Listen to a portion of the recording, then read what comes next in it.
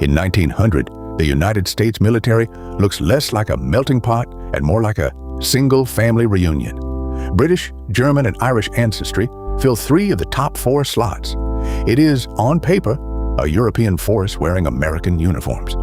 Down at number 4 sits African American at 10%, and number 5, Hispanic at just 3%. They are here. They have always been here. They are simply not on the marquee. And they're kept off it on purpose. Black soldiers serve in separate regiments. The Buffalo Soldiers, apparently good enough to fight the nation's wars, just not good enough to share its barracks.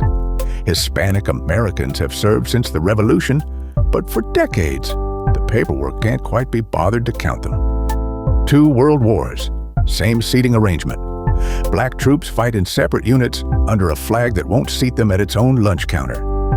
The Tuskegee Airmen escort bombers across Europe and barely lose a single one. Puerto Rico's 65th Infantry, the Borinqueneers, bleed for a citizenship only a generation old. Watch the orange bar climb. The African American share rises, not because anyone's attitude softened, but because total war needs every hand it can get. Then, 1948, President Truman signs Executive Order 9981 and desegregates the entire armed forces. Years before the rest of the country gets the memo, of all American institutions, the military integrates first.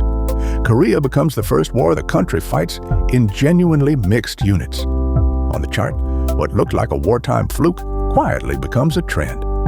By the late 50s, the European bars are sliding down the board.